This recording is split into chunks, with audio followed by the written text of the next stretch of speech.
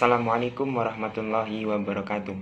Perkenalkan, nama saya Rahmadi Majid, NIM 1914020046 dari jurusan Pendidikan Bahasa Arab Lokal B semester 5. Baiklah, kali ini saya akan mencoba menjawab pertanyaan dari soal ujian tengah semester mata kuliah Takwim At-Ta'lim Al-Lughah Al-Arabiyah, dosen pengampu Ustazah Rahmawati. Baiklah, yang pertama yaitu soalnya adalah coba jelaskan mengenai istilah-istilah, yaitu tes, pengukuran, penilaian, kemudian penjelasan mengenai takwim atau evaluasi dalam pembelajaran bahasa Arab, serta hubungan-hubungannya. Yang pertama yaitu tes. Tes adalah suatu alat yang berisi serangkaian tugas yang harus dikerjakan atau soal-soal yang harus dijawab oleh siswa untuk mengukur suatu aspek tertentu. Hasil pelaksanaan tugas tersebut digunakan untuk menarik kesimpulan tertentu terhadap peserta didik. Kemudian selanjutnya yaitu pengukuran. Pengukuran adalah suatu proses untuk menentukan kuantitas dari sesuatu. Sesuatu tersebut itu bisa berupa sarana dan prasarana sekolah, peserta didik, strategi pembelajaran, dan lain-lain. Kemudian yang ketiga yaitu penilaian. Penilaian adalah suatu proses atau kegiatan yang sistematis dan berkesinambungan untuk mengumpulkan informasi mengenai proses dan hasil belajar peserta didik dalam rangka membuat keputusan berdasarkan kriteria dan pertimbangan tertentu. Selanjutnya yaitu hubungan ketiganya, yaitu proses pengukuran, penilaian, dan pengujian merupakan suatu kegiatan atau proses yang bersifat hierarkis. Artinya, kegiatan dilakukan secara berurutan dan berjenjang, yaitu dimulai dari proses pengukuran, kemudian penilaian, dan terakhir evaluasi. Sedangkan proses pengujian merupakan bagian dari pengukuran yang dilanjutkan dengan kegiatan penilaian. Adapun tes itu merupakan alat ukur yang digunakan untuk mengukur. Tes merupakan alat utama yang digunakan untuk melalui proses pengukuran, penilaian, dan evaluasi. Pengukuran dan penilaian merupakan dua proses yang berkesinambungan. Pengukuran dilaksanakan terlebih dahulu yang menghasilkan skor, dan dari hasil pengukuran kita dapat melaksanakan penilaian. Pengukuran lebih membatasi pada gambaran yang bersifat kualitatif tentang kemajuan belajar peserta didik. Sedangkan evaluasi dan penilaian lebih bersifat kualitatif. Keputusan penilaian tidak hanya didasarkan pada hasil pengukuran saja, akan tetapi bisa didapat pula didasarkan hasil pengamatan dan wawancara. Kemudian yang terakhir yaitu pengertian mengenai evaluasi pembelajaran. Evaluasi adalah suatu proses penentukan tingkat pencapaian tujuan pembelajaran yang telah ditentukan sebelumnya melalui cara yang sistematis. Evaluasi pembelajaran bahasa Arab menekankan pada penilaian karakteristik peserta didik, kelengkapan sarana dan prasarana pembelajaran bahasa Arab, karakteristik dan kesiapan guru, kurikulum, metode, serta lingkungan di mana pembelajaran bahasa Arab berlangsung. Baiklah, selanjutnya yaitu nomor 2. Coba jelaskan mengenai tujuan evaluasi, objek atau sasaran evaluasi, serta prinsip-prinsip dalam menjalankan evaluasi. Yang pertama yaitu tujuan evaluasi. Tujuan evaluasi pembelajaran adalah untuk mengetahui keefektifan dan keefisien sistem pembelajaran, baik yang menyangkut tentang tujuan, materi, metode, sumber belajar, lingkungan, maupun sistem penilaian itu sendiri. Kemudian selanjutnya yaitu objek atau sasaran dari evaluasi. Objek atau sasaran dari evaluasi yaitu ada 3. Yang pertama yaitu ranah kognitif, yang berarti lebih kepada aspek kemampuan anak didik yang harus dievaluasi dengan proporsional dan objektif.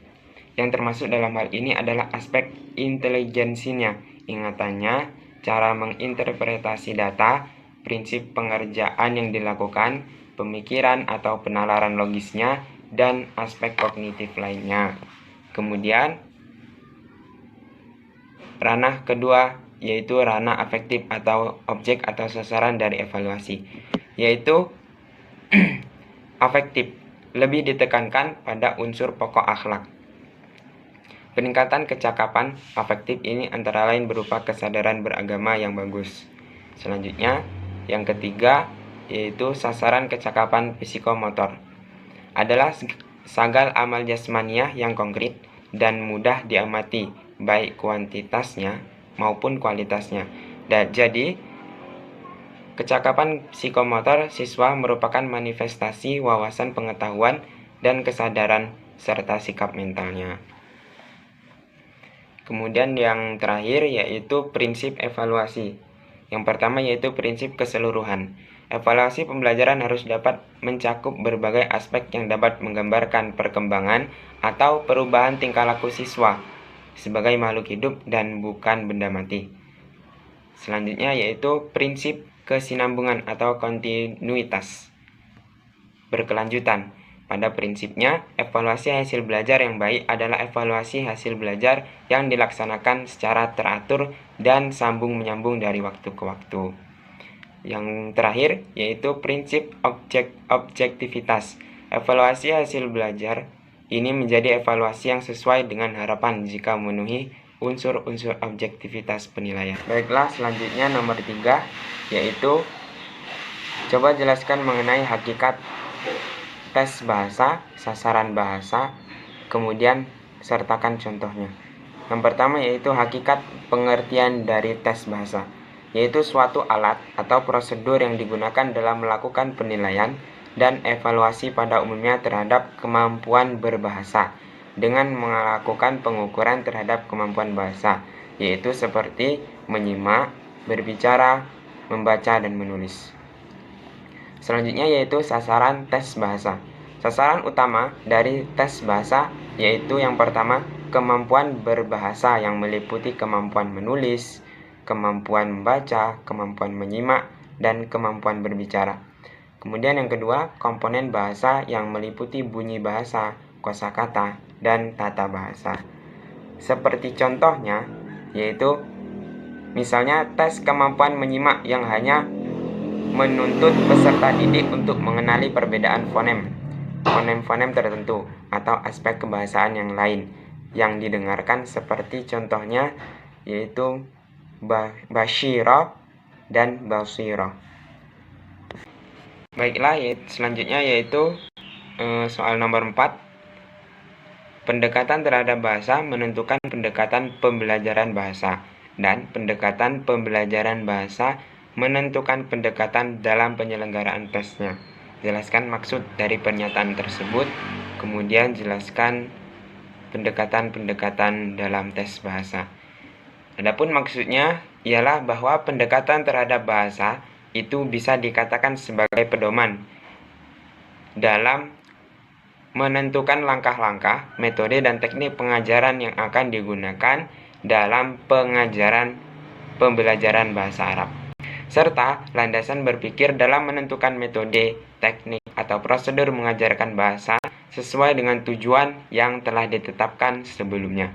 Pendekatan pembelajaran bahasa adalah seperangkat asumsi yang saling berkaitan satu sama lain, berhubungan dengan sifat bahasa dan pembelajaran bahasa. Berdasarkan asumsi-asumsi itulah kemudian muncul pendekatan pengajaran yang dianggap cocok bagi asumsi-asumsi tersebut. Asumsi terhadap bahasa sebagai alat komunikasi, dan bahwa belajar bahasa yang terpenting adalah melalui komunikasi. Maka kemudian lahir pendekatan komunikatif. Asumsi yang berbeda juga akan menimbulkan pendekatan yang berbeda. Sehingga dengan lahirnya pendekatan komunikatif akan menentukan bagaimana bentuk tes bahasa yang akan digunakan nantinya, yaitu tentu saja tesnya adalah tes komunikatif. Selanjutnya mengenai pengertian atau penjelasan dari pendekatan. Yang pertama yaitu pendekatan tradisional adalah istilah yang dipergunakan untuk mengacu pada penyelenggaraan tes bahasa yang cenderung mengadopsi prinsip bahwa tes bahasa dititik beratkan pada tes tata bahasa dan terjemahan. Seperti contohnya, menerjemahkan suatu teks yang ditulis dalam bahasa yang sedang dipelajari ke dalam bahasa pertama. Selanjutnya, pendekatan diskret. Dalam tes pendekatan diskret, satu butir tes dimaksudkan untuk mengukur hanya satu unsur komponen bahasa. Seperti contohnya, menyebutkan bentuk jamak dari suatu kata, menyebutkan lawan kata dari suatu kata, dan lain-lain, dengan tujuan untuk mengukur satu unsur komponen bahasa. Yang ketiga yaitu pendekatan integratif. Pendekatan integratif lebih sesuai dengan kebutuhan nyata di mana kemampuan dan unsur bahasa pada umumnya tidak diperlakukan secara terpisah-pisah. Seperti contohnya, menyusun kalimat, menafsirkan wacana singkat yang dibaca ataupun didengar, memahami bacaan yang dibaca maupun didengar, kemudian menyusun sebuah alinea. Yang keempat, pendekatan pragmatik mengutamakan peranan penggunaan bahasa senyatanya dalam kajian terhadap bahasa, termasuk tes bahasa. Yang terakhir yaitu pendekatan komunikatif, adalah suatu pendekatan yang bertujuan untuk membuat kompetensi komunikatif sebagai tujuan pembelajaran bahasa, juga mengembangkan prosedur-prosedur bagi pembelajaran keterampilan bahasa Arab. Seperti contohnya yaitu kegiatan-kegiatan komunikatif dan kegiatan-kegiatan yang sifatnya interaksi bahasa. Macam-macam tes bahasa. Yang pertama yaitu tes seleksi. Fungsi dari tes seleksi adalah evaluasi hasil belajar, mengandung arti bahwa dengan evaluasi akan dapat ditemukan mana calon pembelajar yang akan dapat diterima di sekolah tersebut atau ditolak.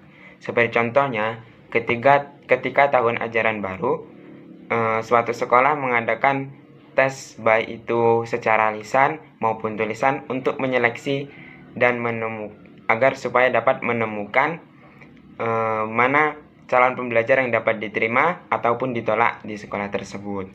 Kemudian tes formatif yaitu diselenggarakan pada saat suatu program pengajaran bahasa sedang berlangsung, dengan tujuan untuk memperoleh informasi mengenai jalannya pengajaran bahasa sampai pada tahap tertentu. Seperti contohnya yaitu diselenggarakannya UTS atau ujian tengah semester, yang bertujuan untuk memperoleh informasi apakah peserta didik dapat memahami atau menguasai materi pembelajaran bahasa Arab yang diberikan sebelumnya atau tidak. Dan juga untuk mengetahui pada sampai tahap mana. Kemudian yang ketiga yaitu tes tertulis. Tes tertulis baik soal maupun jawabannya itu dilakukan secara tertulis. Seperti contohnya yaitu ujian nasional, yang mana tes tersebut itu berupa tulisan dengan lebih terkait dengan cara mengerjakannya daripada memberikan pertanyaan. Kemudian yang keempat, tes buatan guru. Tes ini disusun dan disiapkan dengan prosedur yang seadanya, tanpa melalui kajian yang rinci. Tes semacam ini disusun dengan lebih banyak mengandalkan pertimbangan dan penilaian guru sendiri. Seperti contohnya, ketika ujian praktek, ketika saat ujian praktek olahraga, yang mana seorang guru menguji para peserta didiknya untuk melakukan lari maraton dengan jarak dan waktu yang telah ditentukan sebelumnya. Yang terakhir yaitu tes pilihan. Pada tes ini, peserta didik tidak menjawab pertanyaan dengan esai, paragraf, kalimat, huruf, atau angka. Jawaban terhadap tes ini semata-mata untuk memilih salah satu alternatif jawaban yang telah disediakan.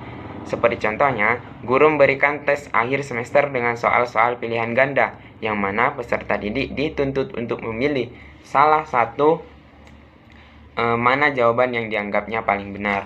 Mungkin itu saja yang dapat saya jawab. Lebih dan kurangnya saya mohon maaf, dan kepada Allah saya mohon ampun. Saya akhiri.